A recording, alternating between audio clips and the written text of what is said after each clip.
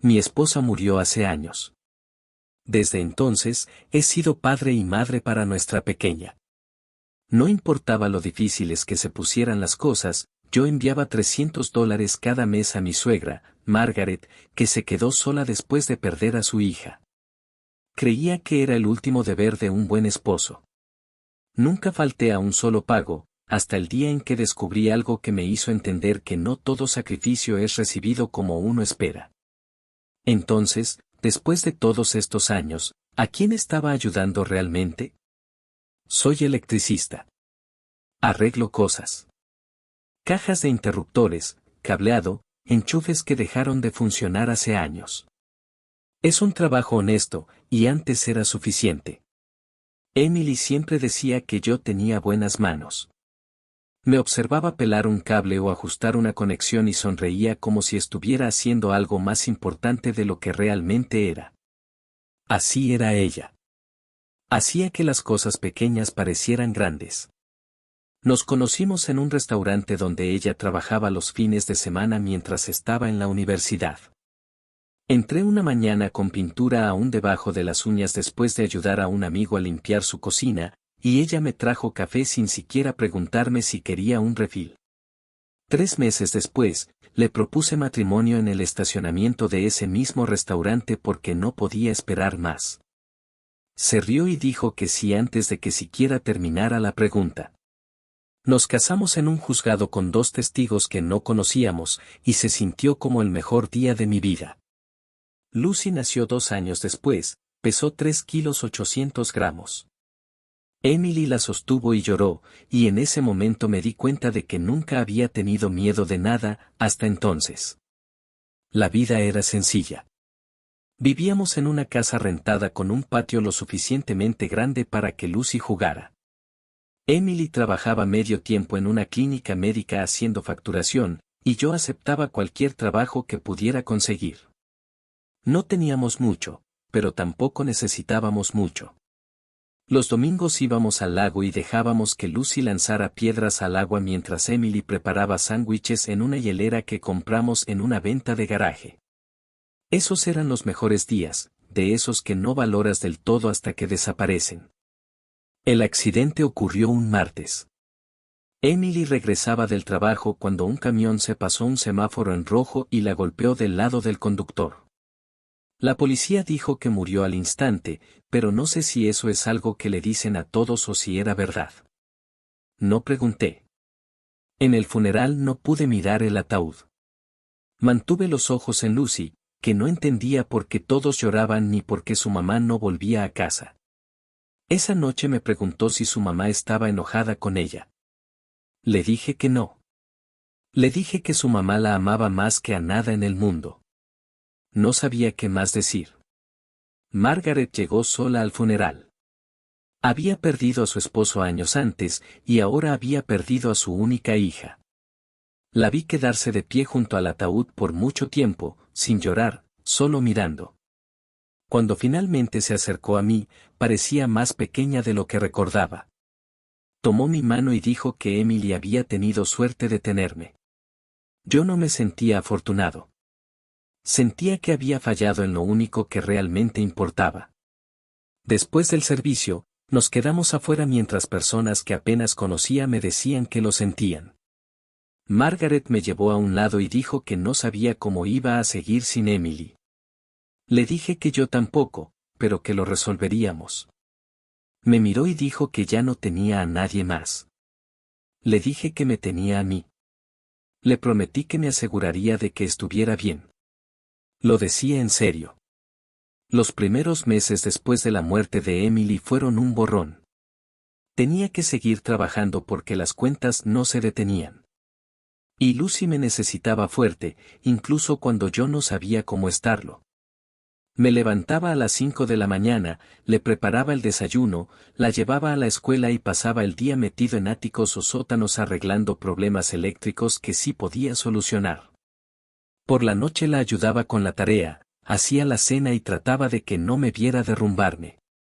Lucy a veces preguntaba por Emily, y yo le contaba historias sobre las cosas que su mamá solía hacer. Como cantaba desafinada en el auto. Como bailaba en la cocina cuando pensaba que nadie la miraba. Lucy sonreía, pero podía ver la tristeza detrás. Tenía 8 años y trataba de ser valiente por mí. Ningún niño debería tener que hacer eso. Margaret llamó unas semanas después del funeral.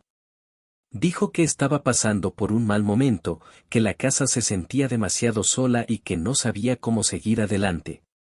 Le ofrecí que viniera a quedarse con nosotros por un tiempo, pero dijo que no podía dejar su casa. Era donde había criado a Emily, y era todo lo que le quedaba de ella. Lo entendí. Le dije que la ayudaría en lo que pudiera. No pidió dinero directamente, pero mencionó que las cuentas se estaban acumulando y que la caldera necesitaba reparaciones. Ese mes le envié $200. No era mucho, pero era lo que podía dar. Al mes siguiente volvió a llamar. Dijo que el techo tenía goteras y que el auto necesitaba llantas nuevas. Le envié $300. Y así se volvió una costumbre. Cada mes transfería $300 a su cuenta. Ella me agradecía y decía que no sabía qué haría sin mí. Yo le decía que era lo mínimo que podía hacer. Emily habría querido que cuidara de su madre, y no iba a fallarle. No otra vez. Lucy empezó a preguntar por qué ya no íbamos al cine o por qué no podía tener zapatos nuevos cuando los suyos se rompían. Le decía que teníamos que cuidar el dinero, y ella lo aceptaba sin quejarse. Era una buena niña, demasiado buena. Usaba el mismo abrigo todo el invierno aunque ya le quedaba pequeño, y nunca pedía nada más de lo que necesitaba. Veía a otros niños en su escuela con mochilas nuevas o juguetes, y sentía el peso de todo lo que no podía darle. Pero me decía a mí mismo que era temporal. Que las cosas mejorarían. Margaret nunca preguntaba cómo estábamos nosotros. Llamaba y hablaba solo de sus propios problemas, y yo escuchaba porque creía que eso es lo que Emily habría hecho. Decía que su salud estaba empeorando y que no podía permitirse sus medicamentos. Decía que los vecinos hacían mucho ruido y que no podía dormir. Decía que se sentía sola, abandonada por todos excepto por mí. Y yo seguía enviando el dinero. Cada mes, $300. No había ningún contrato ni acuerdo. No pedí recibos ni explicaciones. Simplemente lo hacía porque sentía que era lo correcto. Pasaron así 2 años. Luego 3. Lucy creció, y yo me sentí cada vez más cansado. El trabajo no se detenía y el dinero nunca alcanzaba. Empecé a aceptar más encargos, a trabajar fines de semana y noches largas solo para mantenernos a flote. Llegaba a casa y encontraba a Lucy dormida en el sofá con la tarea a medio hacer, y sentía que le estaba fallando de la misma manera en que había fallado a Emily. Pero seguí adelante. Porque eso es lo que haces. Sigues, incluso cuando ya no sabes por qué.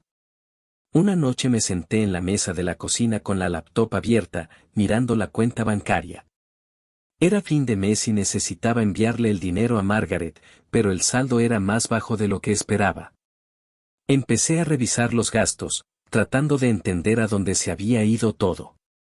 Renta, comida, servicios, útiles escolares de Lucy, el pago del auto, todo estaba ahí, sumando más de lo que ganaba.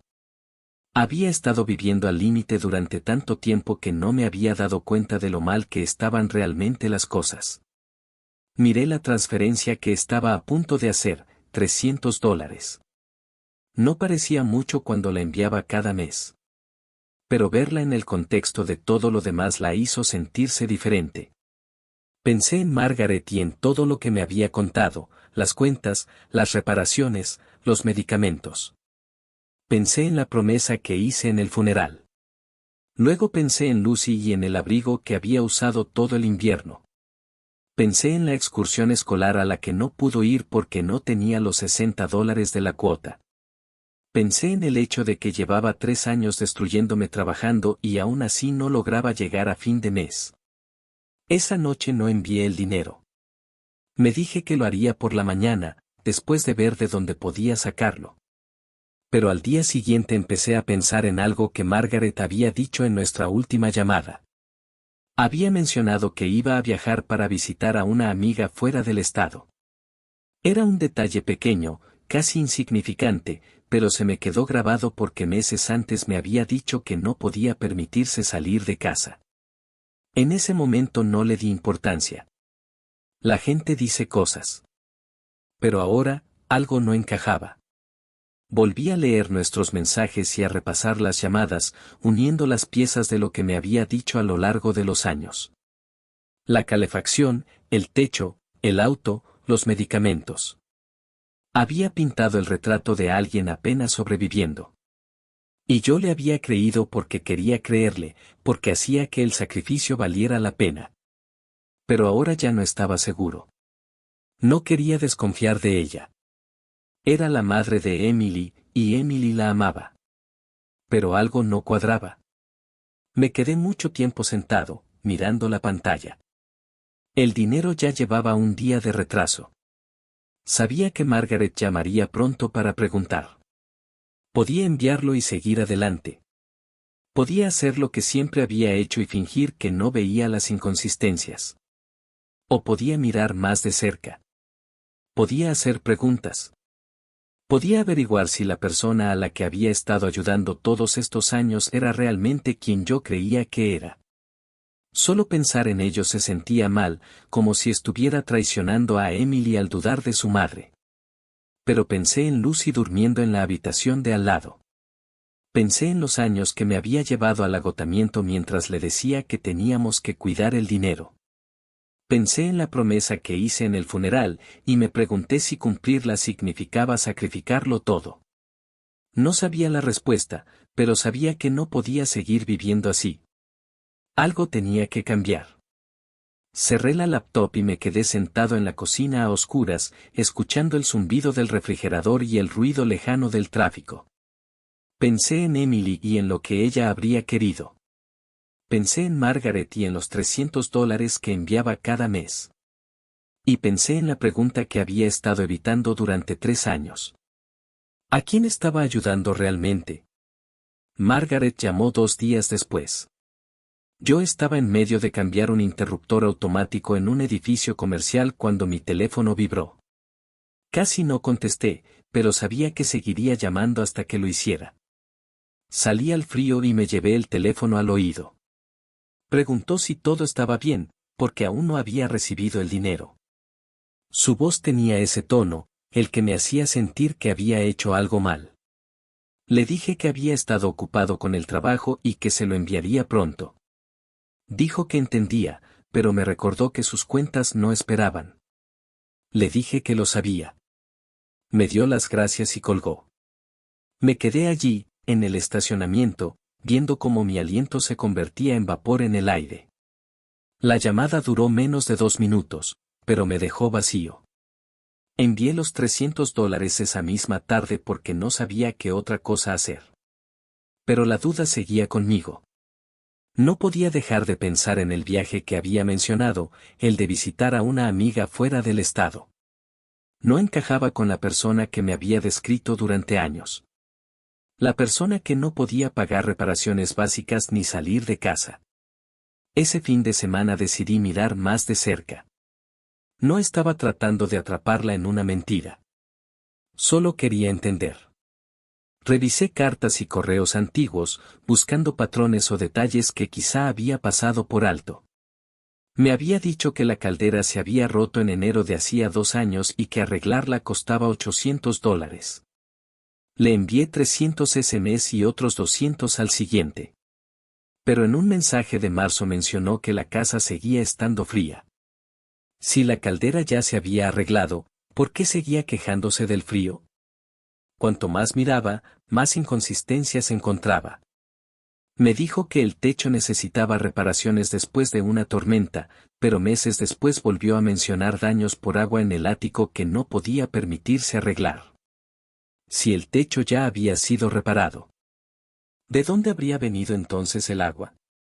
Ella había dicho que su auto necesitaba llantas nuevas. Pero un año después, seguía hablando de lo peligroso que era conducir. Nada de eso tenía sentido, a menos que el dinero que yo le estaba enviando no se estuviera usando para lo que ella decía. No quería aceptarlo. Margaret era la madre de Emily. Había criado a la mujer que yo amaba y yo había prometido cuidarla. Pero las pruebas estaban ahí y ya no podía ignorarlas. Pensé en llamarla y preguntarle directamente, pero no sabía cómo empezar esa conversación. ¿Qué se supone que debía decir? Decidí esperar. Tal vez había una explicación que no había considerado. Tal vez estaba leyendo demasiado entre líneas. Unos días después, me encontré con un antiguo compañero de trabajo en una tienda. Habíamos trabajado juntos años atrás y me preguntó cómo estaba. Le dije que iba tirando.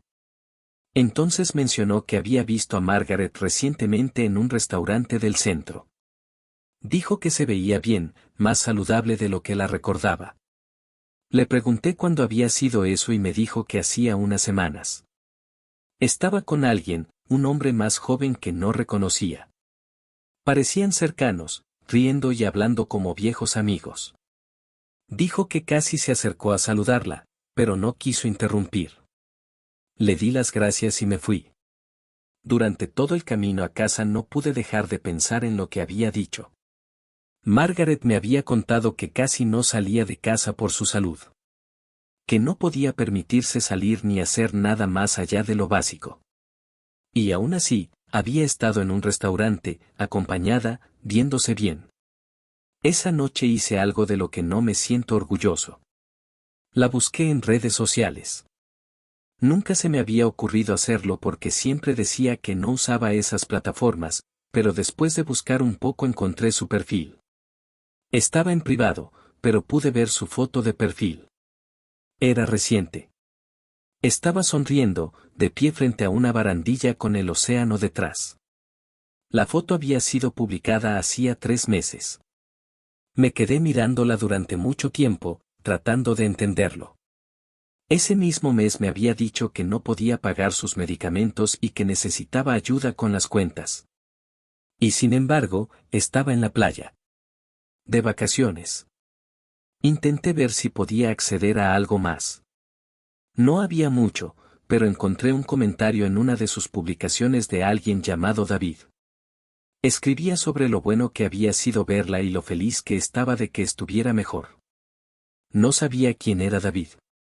Margaret nunca lo había mencionado, pero el comentario sugería que eran cercanos. Lo suficientemente cercanos como para que él supiera sobre su salud y su vida.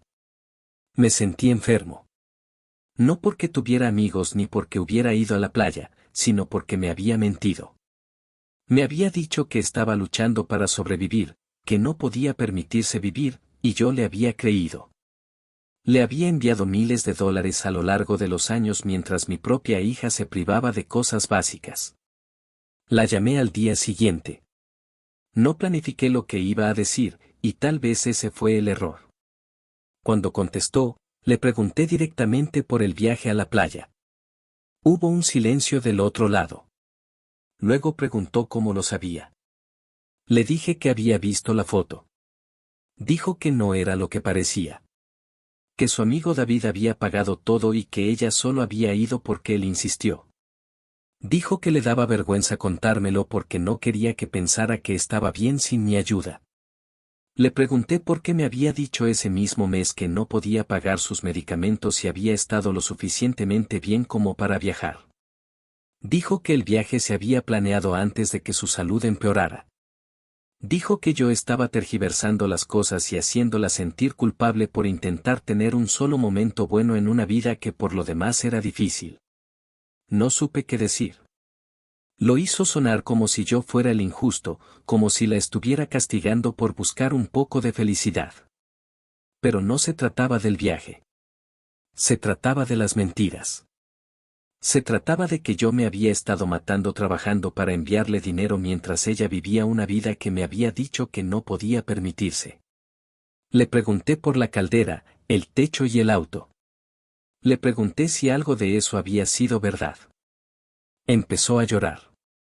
Dijo que no podía creer que la estuviera interrogando de esa manera.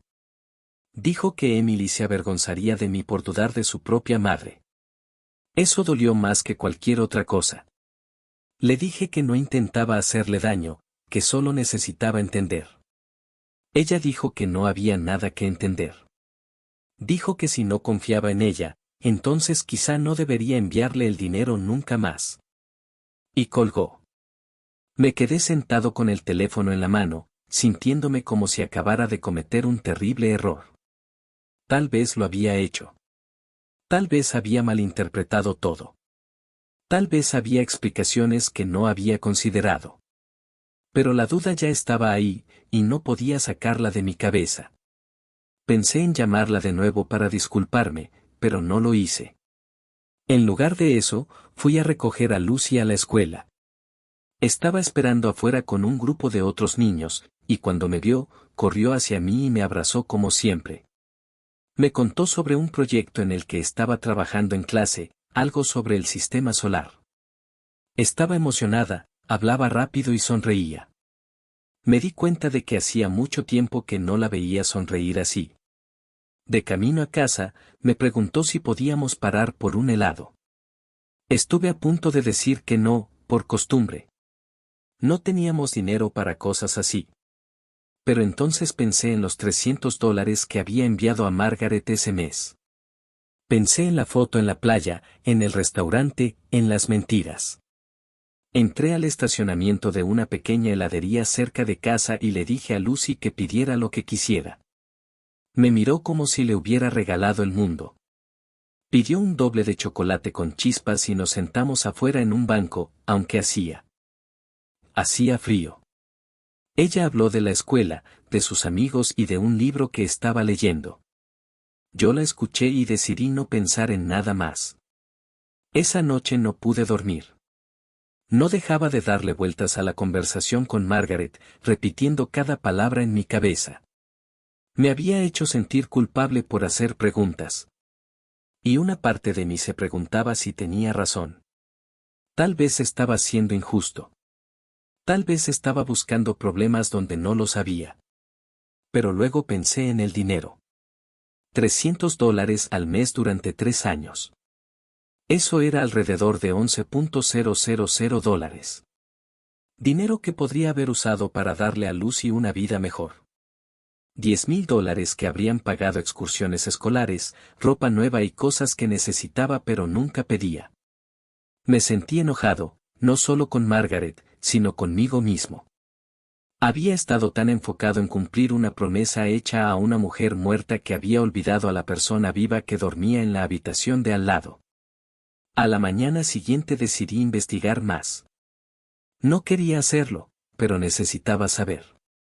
Llamé a una antigua amiga de Emily, alguien que había seguido en contacto con Margaret a lo largo de los años.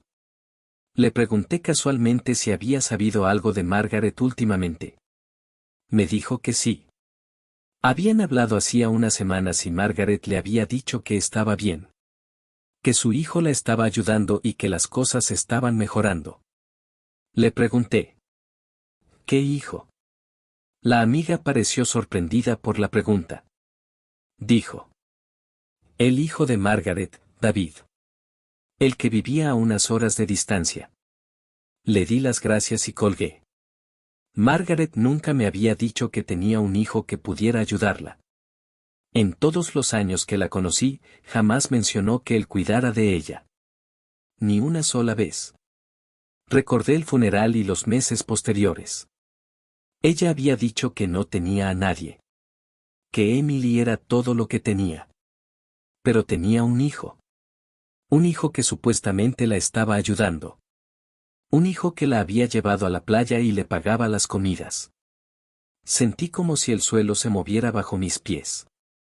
Todo lo que me había contado había sido una mentira. No una pequeña exageración ni un malentendido, sino un engaño deliberado. Me había hecho creer que estaba sola y luchando, mientras su hijo se ocupaba de ella. Había aceptado mi dinero mientras yo apenas lograba salir adelante. Había usado mi sentido del deber y mi amor por Emily para manipularme. No la llamé. No sabía qué podría decirle. En su lugar, me senté y calculé cuánto dinero le había enviado a lo largo de los años. El total fue $10.800. Casi 11,000. Eso era más de lo que ganaba en 4 meses. Eso era un año de gastos escolares de Lucy. Eso era una reparación del auto o el adelanto para una casa mejor. Eso era todo lo que había sacrificado. Y había sido para nada. Margaret no necesitaba mi ayuda. Nunca la había necesitado. Solo la quería. Y yo había estado demasiado roto, demasiado aferrado a mantener viva la memoria de Emily como para verlo. Lucy llegó de la escuela esa tarde y me encontró sentado en la mesa de la cocina con papeles extendidos frente a mí. Me preguntó si todo estaba bien. Le dije que sí. Me miró como si no me creyera, pero no insistió. Simplemente se sentó a mi lado y empezó a hacer su tarea. La observé trabajar, el lápiz moviéndose por la hoja, el ceño fruncido de concentración. Se parecía tanto a Emily, la misma determinación, la misma fuerza silenciosa. Y yo le había fallado. Había estado tan concentrado en honrar la memoria de Emily que había olvidado lo que Emily realmente habría querido. Ella habría querido que cuidara de nuestra hija. Habría querido que Lucy tuviera todo lo que necesitaba. Nunca habría querido que sacrificara nuestro futuro por una mentira. Esa noche tomé una decisión. No iba a enviarle más dinero a Margaret. No sabía cómo iba a reaccionar. Y no me importaba. Había terminado. Terminado de mentirme sobre lo que era correcto. Terminado de dejar que la culpa controlara mi vida. Terminado de poner las necesidades de otra persona por encima de las de mi hija. Fue el primer pensamiento claro que tuve en años. Pero también fue aterrador, porque sabía lo que vendría después. Margaret llamaría. Exigiría una explicación. Me culparía, me manipularía y trataría de hacerme sentir como si la estuviera abandonando. Y una parte de mí tenía miedo de ceder. Miedo de volver a lo de antes porque era más fácil que mantenerme firme. Miré a Lucy durmiendo en su habitación, su rostro tranquilo bajo la tenue luz del pasillo. Pensé en todas las veces que le había dicho que no podíamos permitirnos algo. En todas las veces que lo aceptó sin quejarse porque no quería hacerme la vida más difícil. Ella merecía algo mejor. Merecía un padre que la pusiera primero. Y yo iba a ser ese padre, incluso si eso significaba romper una promesa que había hecho 3 años atrás. Incluso si significaba soltar el último vínculo que me quedaba con Emily. Porque Emily no estaba en Margaret. Emily estaba en Lucy. Y Lucy me necesitaba. Margaret llamó 3 días después. Yo estaba en el trabajo, subido a una escalera pasando cable por una viga cuando el teléfono empezó a vibrar en mi bolsillo. No contesté. Volvió a llamar 1 hora después, y otra vez esa noche. Dejé que sonara cada vez. Sabía lo que quería y no estaba listo para esa conversación. Pero no se detuvo. Durante la semana siguiente llamó al menos 1 vez al día. Dejó mensajes preguntando si estaba bien, si Lucy estaba bien, si había pasado algo. Su voz iba cambiando entre preocupación e irritación, y podía escuchar cómo el tono se volvía cada vez más duro. Ella lo sabía. Sabía que no iba a enviar el dinero. Al 8º día, finalmente contesté. Estaba sentado en mi camioneta, afuera de la escuela de Lucy, esperando para recogerla, y ya no podía evitarlo más. La voz de Margaret sonó clara y directa. Me preguntó por qué había estado ignorándola. Le dije que había estado ocupado. Dijo que eso no era una excusa. Dijo que había estado esperando el dinero y que aún no había llegado. Que sus cuentas se estaban acumulando y que no sabía qué iba a hacer. Respiré hondo y le dije que no iba a enviar más. El silencio que siguió se sintió pesado. Luego preguntó qué quería decir. Le repetí exactamente lo mismo, no podía seguir enviándole $300 todos los meses. Me preguntó por qué. Le dije que había descubierto lo de David. Que sabía que tenía un hijo que la estaba ayudando. Que había visto las fotos, hablado con gente y unido las piezas. No lo negó. En lugar de eso, se enfadó. Dijo que David no era asunto mío y que no tenía nada que ver conmigo. Dijo que el dinero que yo enviaba era aparte, que era mi responsabilidad como esposo de Emily. Le dije que Emily ya no estaba y que yo tenía una hija a la que cuidar. La voz de Margaret se quebró. Empezó a llorar, diciendo que la estaba abandonando como todos los demás. Dijo que Emily nunca me perdonaría por tratar así a su madre. Que yo era egoísta y cruel, que había hecho una promesa y ahora la estaba rompiendo. Sentí la culpa subir por mi pecho, la misma culpa que me había mantenido enviándole dinero durante 3 años. Pero esta vez la atravesé. Le dije que no la estaba abandonando. Le dije que tenía un hijo y que me había mentido sobre lo mal que estaban las cosas. Le dije que no podía seguir sacrificando el futuro de mi hija por algo que no era real. Entonces gritó. Dijo que yo no sabía lo que era perder a un hijo. Que no tenía idea de lo que ella había pasado y que lo mínimo que podía hacer era honrar la memoria de Emily cuidando de ella. Le dije que yo estaba honrando a Emily cuidando de Lucy. Eso era lo que Emily habría querido. Margaret dijo que estaba usando a Lucy como excusa para justificar mi egoísmo. Me llamó cobarde, mentiroso, y dijo que Emily había cometido un error al casarse conmigo. Luego colgó. Me quedé sentado en la camioneta con el teléfono aún en la mano, sintiéndome como si me hubieran golpeado. Sus palabras se repetían una y otra vez en mi cabeza. Una parte de mí quería llamarla y disculparse. Otra parte quería enviarle el dinero solo para que todo terminara. Pero no lo hice.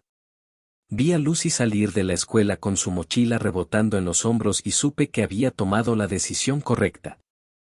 Se subió a la camioneta y me preguntó si estaba bien. Le dije que sí. Sonrió y empezó a contarme sobre su día. La escuché y dejé que el sonido de su voz ahogara todo lo demás. Margaret volvió a llamar al día siguiente y al siguiente. Dejé de contestar. Dejó mensajes de voz que empezaban suplicando y terminaban llenos de ira. Decía que le debía, que estaba rompiendo mi promesa, que le diría a todos qué tipo de persona era en realidad. Borré los mensajes sin escucharlos completos. No bloqueé su número porque pensé que eventualmente se detendría. Pero no lo hizo. Las llamadas continuaron, a veces varias veces al día. Empecé a dejar el teléfono en silencio y solo revisarlo cuando era necesario. Pasaron unas semanas. Las llamadas disminuyeron, pero no desaparecieron del todo.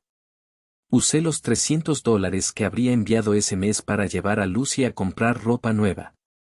Fuimos a una tienda que le gustaba y le dije que eligiera todo lo que necesitara. Me miró como si no lo creyera. Luego empezó a tomar cosas de los estantes. Jeans que le quedaban bien, una chaqueta que no le quedaba pequeña, zapatos sin agujeros en las suelas. Cuando llegamos a la caja, el total fue de $240. Pagué sin dudar. De camino a casa, Lucy me dio las gracias 3 veces. Le dije que no tenía que agradecerme. Le dije que así era como siempre debería haber sido.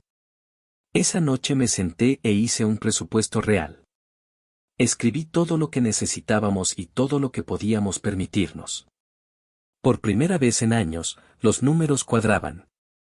Tenía suficiente para cubrir la renta, la comida y los servicios, con un poco sobrante.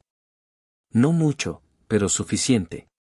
Suficiente para llevar a Lucy por un helado de vez en cuando. Suficiente para decir que sí cuando pedía algo pequeño. Suficiente para dejar de sentir que me estaba ahogando todos los días. Sentí que por fin podía respirar. Pensé en Margaret algunas veces.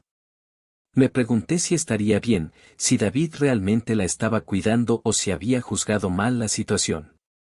Pero cada vez que empezaba a dudar de mí mismo, pensaba en las mentiras. La foto en la playa, el restaurante, El hijo que nunca mencionó. Ella no necesitaba mi ayuda. Solo la quería. Y yo se la había dado porque creía que era mi deber. Pero hacer lo correcto no significa dejar que alguien se aproveche de ti. No significa sacrificar a tu propia familia por alguien que te está mintiendo. Una noche, casi un año después de haber dejado de enviar el dinero, Lucy y yo estábamos sentados en el sofá viendo una película. Durante una pausa comercial, me miró y me preguntó si ahora estábamos mejor. Le pregunté qué quería decir. Dijo que las cosas se sentían diferentes. Había comida en el refrigerador, tenía ropa nueva y yo no parecía tan cansado. Le dije que sí, que estábamos mejor. Sonrió y dijo que le alegraba. Luego preguntó si la abuela Margaret estaba enojada conmigo. No sabía que Lucy había notado las llamadas o la tensión. Le dije que la abuela y yo habíamos tenido un desacuerdo, pero que era cosa de adultos y que ella no tenía que preocuparse. Lucy asintió y volvió a mirar la película. Más tarde esa noche, cuando Lucy se fue a dormir, saqué un álbum de fotos viejo.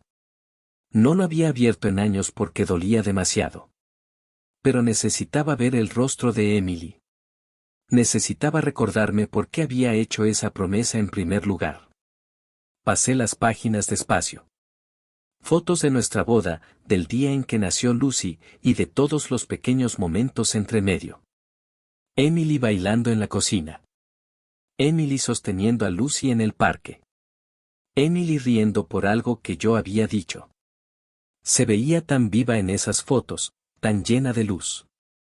La extrañé tanto que se sentía como un dolor físico.